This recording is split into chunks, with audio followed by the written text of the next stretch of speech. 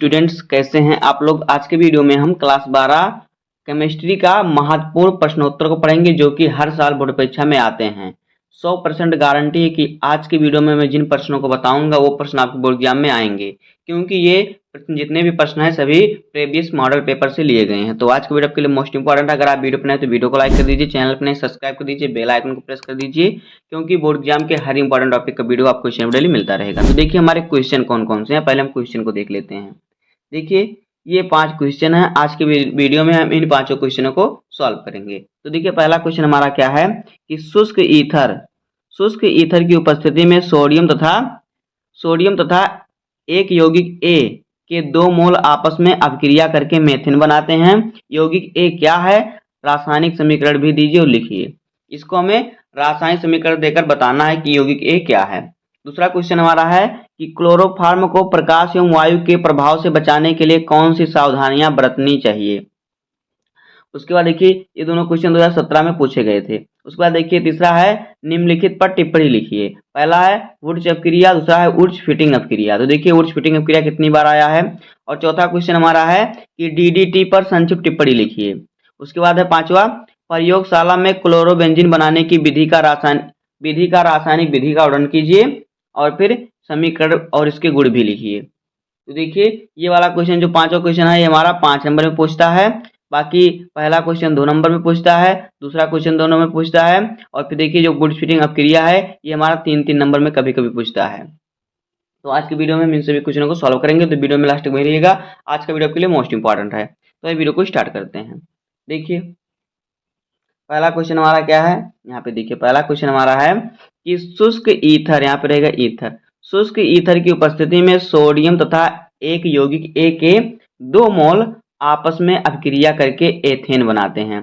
क्या करते हैं, आपस में अभिक्रिया करके एथेन बनाते हैं। यौगिक ए क्या है, रासायनिक समीकरण लिखिए। ये क्वेश्चन 2017 में पूछा गया था। तो देखिए हम रासायनिक समीकरण लिखेंगे तो जो कह रहा है उसका, तो देखिए क्या कह रहा है कि सोडियम, शुष्क ईथर की उपस्थिति में सोडियम तथा एक यौगिक ए हमारा है। तो देखिए हम कराते हैं अभिक्रिया। यहाँ पे देखिए हमारा जो होगा, जो हमारा क्या कह बनेगा, हमारा क्या, हमारा जो बनेगा वो एथेन बनेगा। तो देखिए जब हम सोडियम का मेथिल आयोडाइड से अभिक्रिया कराएंगे तो हमारा बनेगा एथेन। तो देखिए किस प्रकार से हो जाएगा, यहाँ पे जब हम अभिक्रिया कराएंगे तो हमारा बनेगा, यहाँ पे देखिए ये हमारा हो जाएगा CH3। तुम डायरेक्ट लिख दे रहे हैं, आप देखिए अभिक्रिया को आप संतुलन कर लीजिएगा। मैं पहले लिख दे रहा हूँ, संतुलन करके मैं लिख रहा हूँ क्योंकि मैंने लिख के रखा हुआ है, उसको बता रहा हूँ। आप इसका संतुलन कर लीजिएगा बोर्ड एग्जाम में जब होगा। तो देखिए इसका हो जाएगा 2CH3 प्लस आई, ये आई है हमारा, प्लस 2Na। इसकी अभिक्रिया हम किससे कराएंगे, शुष्क ईथर की उपस्थिति में। दोनों की क्रिया हम कराएंगे किसकी उपस्थिति में, यहाँ पे देखिए शुष्क ईथर की उपस्थिति में, यहाँ पे रहेगा शुष्क ईथर। अब देखिए तो हमारा बनेगा क्या, तो हमारा बनेगा एथेन। देखिए किस प्रकार से हमारा हो जाएगा, यहाँ पे हमारा बनेगा CH3 plus CH3 plus 2Na। ये देखिए हमारा संतुलित अभिक्रिया है। तो देखिए यहाँ पे हमारा क्या बना, यहाँ पे हमारा बना एथेन। मेथ एथ होता है, आपने पढ़ा होगा। तो ये हमारा हो गया, क्या हमारा हो गया, एथेन। तो ये हो जाएगा यही अभिक्रिया। देखिए यहाँ पे हमारा हो जाएगा, यहाँ पे लिख देता हूँ, ये हो जाएगा एथेन। और फिर देखिए ये जो हमारा है ये क्या है, ये हमारा है मेथिल आयोडाइड। क्या, मेथिल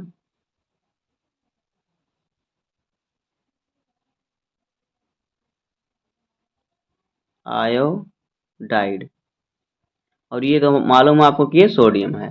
तो इस प्रकार से हो जाएगा इस क्वेश्चन का आंसर। देखिए यहाँ पे कह रहा है कि यौगिक ए क्या है, तो जो यौगिक ए है ये हमारा क्या है, ये हमारा है मेथिल आयोडाइड। तो यहाँ पे लिख दीजिएगा कि यौगिक ए जो है ये क्या है, ये है मेथिल आयोडाइड। इस प्रकार से आप लिखेंगे तो आपको ये 2 नंबर यहाँ से मिलेगा। उसके बाद देखिए अगला क्वेश्चन क्या हमारा, देखिए दूसरा क्वेश्चन हमारा है क्लोरोफॉर्म को प्रकाश एवं वायु के प्रभाव से बचाने के लिए कौन सी सावधानियां बरतनी चाहिए। ये भी क्वेश्चन 2017 में आया था। तो देखिए, क्लोरोफॉर्म को रंगीन बोतलों में काले कागज में लपेटकर अंधेरे में तथा 1% C2H2OH की कुछ बूंदें मिलाकर रखना चाहिए। इस प्रकार से क्लोरोफॉर्म को वायु के प्रभाव से बचाने के लिए इस सावधानियां इसमें बरतनी चाहिए। उसके बाद देखिए अगला क्वेश्चन, ये भी हमारा 2 नंबर का क्वेश्चन हो गया।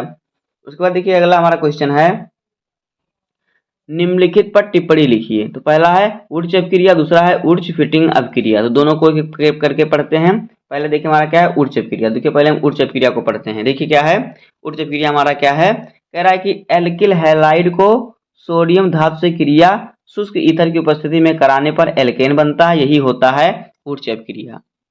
यही क्या होता है, यही हमारा होता है ऊर्ज अपक्रिया। तो देखिए इसकी अपक्रिया हम कराते हैं। तो देखिए हमारा हमें कह रहा है एल्किल हैलाइड, तो यहाँ पे हमारा हो जाएगा 2RX। ये हमारा हो गया एल्किल हैलाइड। अब कह रहा है कि इसकी अपक्रिया हमें किससे करानी है, सोडियम धातु से। तो यहाँ पे हो जाएगा 2Na। हमने 2 क्यों लगाया, क्योंकि अभी अपक्रिया को जब संतुलन में लाते हैं तो यहाँ पे 2 लगेगा। तो उसके बाद देखिए हमारा क्या बनेगा, हमारा बनेगा एल्किल। क्या बनेगा हमारा, सॉरी हमारा एल्केन बनेगा। यहाँ पे हमारा शुष्क ईथर की उपस्थिति में अभिक्रिया होगा। यहाँ पे लिख देते हैं शुष्क ईथर। तो देखिए हमारा क्या बनेगा, हमारा बनेगा यहाँ पे एल्केन, यानी कि RR प्लस 2NaX। तो देखिए ये हमारा बनेगा। तो यहाँ पे देखिए जो हमारा, ये देखिए हमारा जो ये है, ये हमारा क्या हो गया, हमारा हो गया एल्किल हैलाइड। और फिर ये हमारा सोडियम हो गया, और ये हमारा बन गया क्या, एल्केन। क्या बना, एल्केन बना, एल्केन। तो इस प्रकार से हमारा हो जाएगा इसका आंसर। आगे देखिए अगला हमारा है वुड्स फिटिंग अपक्रिया। तो देखिए वुड्स फिटिंग अपक्रिया क्या होता है, देखिए एल्किल हैलाइड का को एरिल हैलाइड से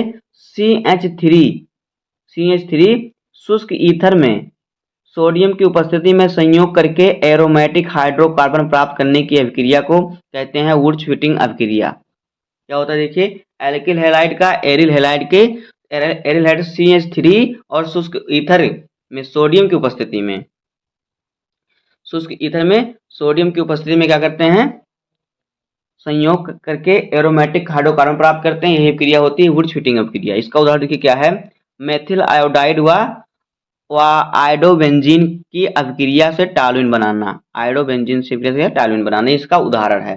तो देखिए इसका हम समीकरण लिखते हैं।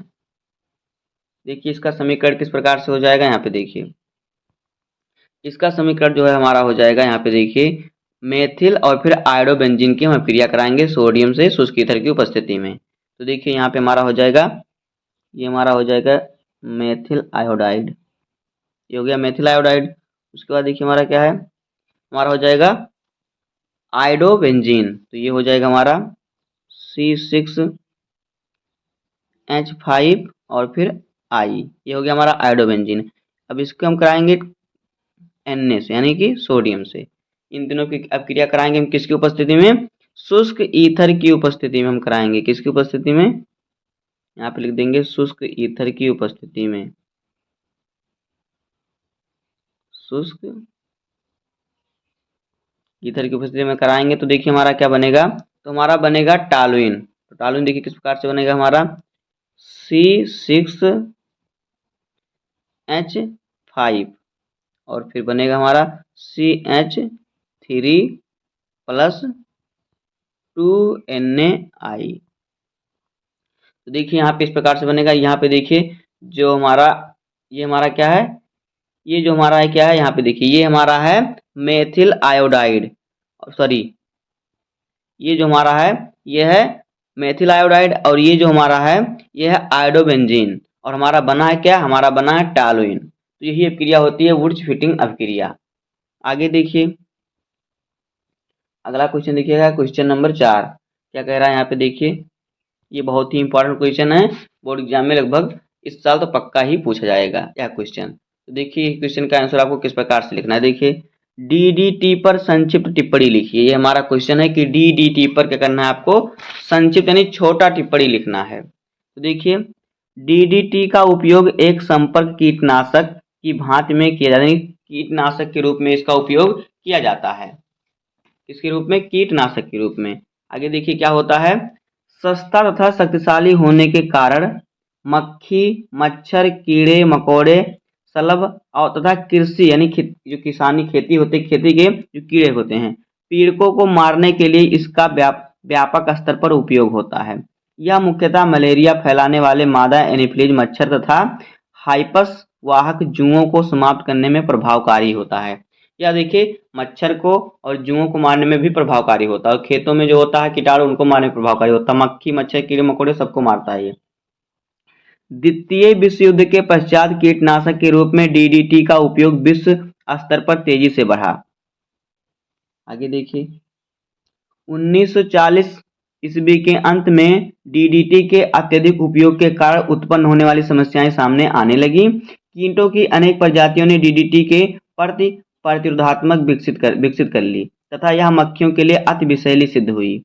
जंतुओं द्वारा डीडीटी का शीघ्रता से उपचय नहीं होता है, बल्कि यह वसीय ऊतकों में एकत्र तथा संग्रहित हो जाते हैं।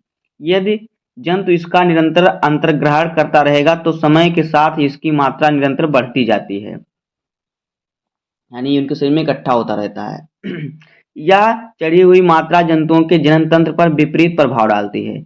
इसके दुष्प्रभाव को देखते हुए यूएसए ने 1973 में डीडीटी पर प्रतिबंध लगा दिया था। यद्यपि विश्व में अनेक स्थानों पर इसका उपयोग आज भी हो रहा है। बहुत सी जगह पर डीडीटी का प्रयोग आज भी हो रहा है। इस प्रकार से आपको इस पर टिप्पणी लिखना है। तो ये क्वेश्चन आपका आता है 3 नंबर में। अब आगे देखिए हमारा है 5 नंबर क्वेश्चन जो हमारा है बहुत ही इंपॉर्टेंट क्वेश्चन है। क्या है, ये आता है आपका 5 नंबर क्वेश्चन में दीर्घ उत्तरीय प्रश्न में। देखिए प्रश्न हमारा क्या है कि प्रयोगशाला में क्लोरोबेंजीन बनाने की विधि का वर्णन तथा रासायनिक गुण भी लिखिए। प्रयोगशाला में क्लोरोबेंजीन बनाने की विधि का वर्णन कीजिए एवं रासायनिक समीकरण और उसके गुण भी लिखिए। देखिए लगातार पूछा गया 16, 18, 19, 20, 21, 22, 23 और 24 में पूछा गया बोर्ड एग्जाम में। तो देखिए इसको हम समझते हैं पहले, उसके बाद लिखते हैं। देखिए क्लोरोबेंजीन बनाने की विधि क्या है। देखिए प्रयोगशाला में क्लोरोबेंजीन तथा डाइएजोनियम क्लोराइड को CCl तथा HCl की उपस्थिति में 60 डिग्री सेल्सियस पर गर्म करने से क्लोरोबेंजीन प्राप्त होती है। क्या करेंगे आप, प्रयोगशाला में बेंजीन डाइएजोनियम क्लोराइड को CuCl तथा HCl की उपस्थिति में 60 डिग्री सेल्सियस पर अगर हम गर्म करेंगे तो हमें क्या, क्लोरोबेंजीन प्राप्त होगा। तो देखिए हम इसका समीकरण लिखते हैं, इसको गर्म करते हैं। देखिए हमें क्या क्या करना है, हमें बेंजीन डाइएजोनियम क्लोराइड को, उसके बाद क्या करेंगे, हम गर्म करेंगे किसकी उपस्थिति में, CuCl तथा HCl की उपस्थिति में 60 डिग्री सेल्सियस पर गर्म करेंगे तो हमें बनेगा क्लोरोबेंजीन। तो देखिए यहाँ पे हम करते हैं, यहाँ पे देखिए हमारा बनेगा इस प्रकार से।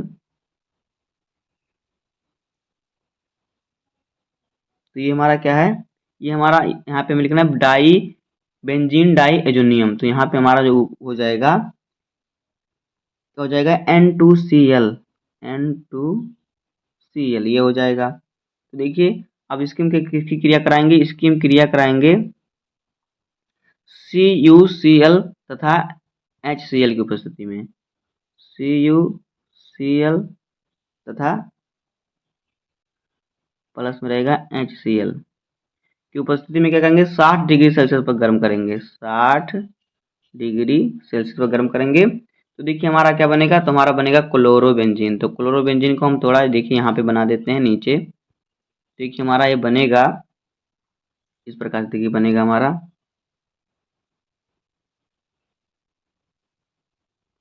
यहाँ पे हमारा हो जाएगा Cl। ये देखिए यहाँ पे Cl है, यहाँ पे देखिए हमारा क्या है Cl, और फिर प्लस में हमारा हो जाएगा N2 गैस जो बाहर निकल जाएगी। तो ये हमारा बन गया, देखिए ये हमारा जो है ये बन गया हमारा क्लोरोबेंजीन। ये जो है ये बना हमारा क्या, क्लोरोबेंजीन बना हमारा। क्या बना, क्लोरोबेंजीन। यहाँ पे लिख देते हैं क्लोरोबेंजीन। तो बाकी सबका नाम आपको पता ही है, एक बार फिर से बता देता हूँ। देखिए यहाँ पे देखिए जो हमारा देखिए ये है, ये जो हमारा है, ये हमारा है बेंजीन डाई एजोनियम क्लोराइड। और इसकी हम क्रिया करा रहे हैं CuCl प्लस HCl की उपस्थिति में 60 डिग्री सेल्सियस पर गर्म करेंगे हम, तो हमारा बनेगा क्या, क्लोरोबेंजीन और N2 गैस मुक्त होगी। तो यही हो जाएगा क्लोरोबेंजीन बनाने की विधि। अब देखिए इसका हम गुण देख लेते हैं। तो देखिए इसका रासायनिक गुण क्या होता है क्लोरोबेंजीन का। देखिए देखिए रासायनिक गुण, क्लोरोबेंजीन का हैलोजनीकरण। जब क्लोरोबेंजीन का किसी हैलोजन की उपस्थिति में हैलोजनीकरण कराया जाता है तो आर्थो व पैरा डाई क्लोरोबेंजीन की प्राप्ति होती है। अर्थात क्या है, कौन सी, देखिए आर्थो व पैरा डाई क्लोरोबेंजीन प्राप्त होती है। देखिए हम दोनों को प्राप्त करेंगे, तो वीडियो में लास्ट में रहिएगा। देखिए आपको इसी प्रकार से बोर्ड एग्जाम में लिखना है, तभी आपको पूरे नंबर मिलेंगे। देखिए यहाँ पे लिखा है फ्लोरो, तो आप यहाँ क्लोरो कर लीजिएगा, इतना तो आप समझदार हैं ही। तो देखिए क्या करेंगे हम, पहले हम कराएंगे इसकी क्रिया किससे। देखिए क्या कह रहा है, क्लोरोबेंजीन का किसी हैलोजन की उपस्थिति में हैलोजीकरण कराएंगे हम, तो बनेगा क्या, क्या बनेगा, आर्थो व पैरा डाई क्लोरोबेंजीन। तो हम दोनों को बनाते हैं, आर्थो पहले बनाते हैं, पैरा पैरा को उसको बनाते हैं आर्थो क्लोरोबेंजीन को।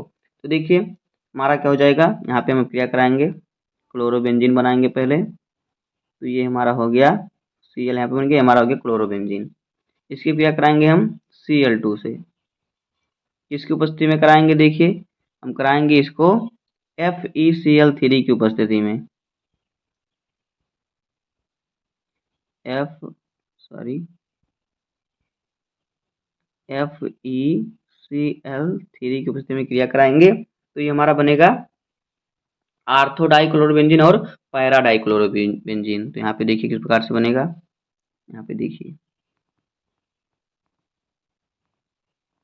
यहाँ पे रहेगा एक Cl और एक Cl यहाँ पे रहेगा। तो ये हमारा हो गया आर्थो डाई क्लोरोबेंजीन, और प्लस में बनेगा पैरा डाई क्लोरोबेंजीन। तो यहाँ पे देखिए हो गया एक Cl यहाँ पे रहेगा, एक Cl नीचे रहेगा, तो ये हो जाएगा पैरा डाई क्लोरोबेंजीन। तो यहाँ पे देखिए एक बार फिर से समझ लेते हैं। देखिए ये हमारा जो हो गया, ये क्या हो गया, ये हमारा हो गया क्लोरोबेंजीन। अब इसकी क्रिया हम करा रहे हैं Cl2 से FeCl3 की उपस्थिति में। तो हमारा एक क्या बन रहा है, एक हमारा बन रहा है आर्थो डाई क्लोरोबेंजीन, ये हमारा हो गया आर्थो डाई क्लोरोबेंजीन, और एक बन रहा है पैरा डाई क्लोरोबेंजीन। तो इस प्रकार से इसका रासायनिक गुण हो जाएगा। आगे देखिए, अब देखिए इसका हम दूसरा पढ़ते हैं, क्लोरोबेंजीन का नाइट्रीकरण। ये भी इसका एक गुण है। क्या, क्लोरोबेंजीन का नाइट्रीकरण, ये भी इसका गुण है। तो इसको हम समझते हैं। देखिए इसमें क्या है, सांद्र HNO3, क्या, सांद्र HNO3 तथा सांद्र H2SO4 के मिश्रण के साथ कम ताप पर, यानी कि 60 से 70 डिग्री सेल्सियस पर गर्म करने पर आर्थो तथा पैरा क्लोरो नाइट्रोबेंजीन प्राप्त होती है या बनती है। ये भी इसका एक क्या है, रासायनिक गुण है। तो इसको हम भी बनाते हैं। देखिए यहाँ पे हमारा हो जाएगा, पहले हम क्लोरोबेंजीन बनाते हैं, फिर उसके क्या कराएंगे, नाइट्रिक अम्ल से। किससे कराएंगे, नाइट्रिक अम्ल से कराएंगे। हाँ, नाइट्रिक हमने HNO3 जो हमारा है नाइट्रिक अम्ल से कराएंगे H2SO4 की उपस्थिति में। तो देखिए यहाँ पे हमारा हो जाएगा, पहले हम बनाते हैं यहाँ पे क्लोरोबेंजीन। तो ये हमारा हो गया Cl। तो यहाँ पे देखिए लिख देता हूँ Cl दूसरे कलर से। देखिए यहाँ पे इस प्रकार से, एक बार हटाओ फिर से बनाता हूँ इसको, देखिए ताकि आपको समझ में आए। यहाँ पे देखिए हम बनाते हैं क्या, क्लोरोबेंजीन।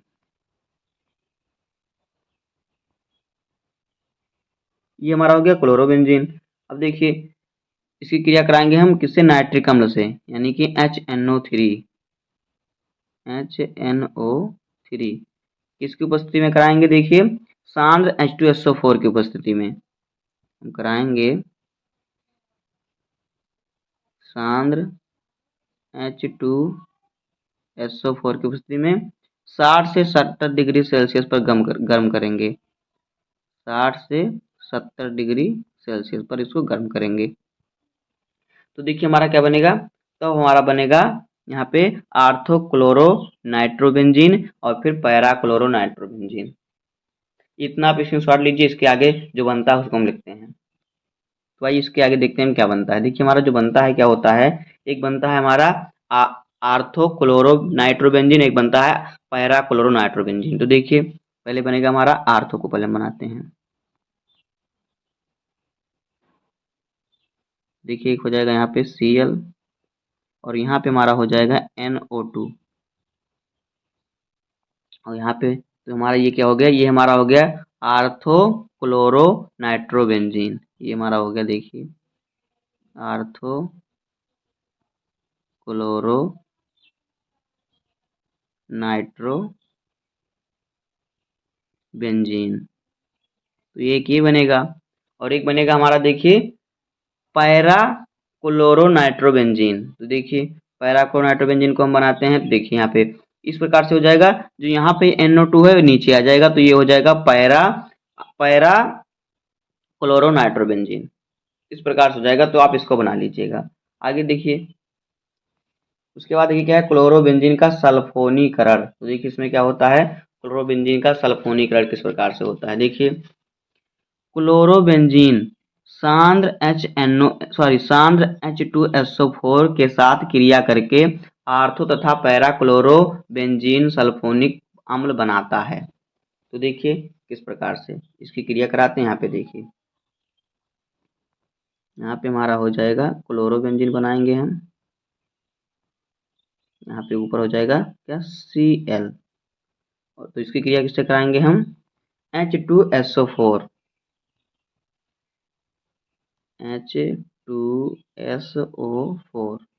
किसकी उपस्थिति में कराएंगे हम, इसको गर्म करेंगे किसमें, H2O पानी के साथ।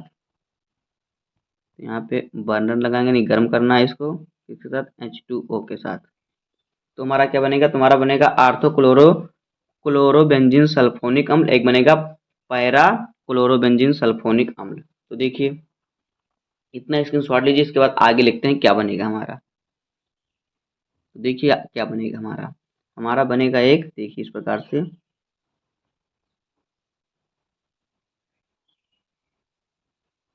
ये देखिए हमारा बनेगा आर्थो वाला। यहाँ पे अगर आर्थो रहेगा इसके बगल में रहेगा, देखिए इतना ध्यान रखिएगा। क्या हो गया हमारा, यहाँ पे हो जाएगा SO3H। तो ये हमारा हो गया आर्थो क्लोरोबेंजीन सल्फोनिक अम्ल। क्या हो जाएगा देखिए, आर्थो क्लोरोबेंजीन या सल्फोनिक अम्ल, सल्फोनिक अम्ल ये हो जाएगा। अब देखिए एक और बनेगा क्या, पैरा क्लोरोबेंजीन सल्फोनिक अम्ल। तो पैरा में क्या करेंगे हम, जो SO3H है इसको एकदम नीचे ले आएंगे, तो ये हो जाएगा पैरा। तो यहाँ पे जहाँ O है यहाँ पे हम P लगा देंगे, तो जाएगा पैरा क्लोरोबेंजीन सल्फोनिक अम्ल। इतना आपको करना है। आगे देखिए अब देखते हैं हम इसका उपयोग। तो देखिए इसका उपयोग कहाँ होता है, देखिए इसका उपयोग होता है विभिन्न एरोमेटिक यौगिकों के निर्माण में, दूसरा है कीटनाशक पदार्थ DDT के निर्माण में, और तीसरा है फफूंदनाशी डाई एजोरंजकों आदि के निर्माण में इसका उपयोग होता है। दोस्तों इस प्रकार से क्लास 12 केमिस्ट्री का मोस्ट इंपॉर्टेंट क्वेश्चन। उम्मीद करता हूँ आपको वीडियो पसंद आया होगा। अगर आपको वीडियो पसंद आए तो वीडियो को लाइक कर दीजिए, चैनल पर नए सब्सक्राइब कर दीजिए, बेल आइकन को प्रेस कर दीजिए, क्योंकि बोर्ड एग्जाम के हर इंपॉर्टेंट टॉपिक का वीडियो आपको इस टाइम डेली मिलता रहेगा। तो मिलते हैं किसी नेक्स्ट वीडियो में, तब तक के लिए धन्यवाद, जय हिंद।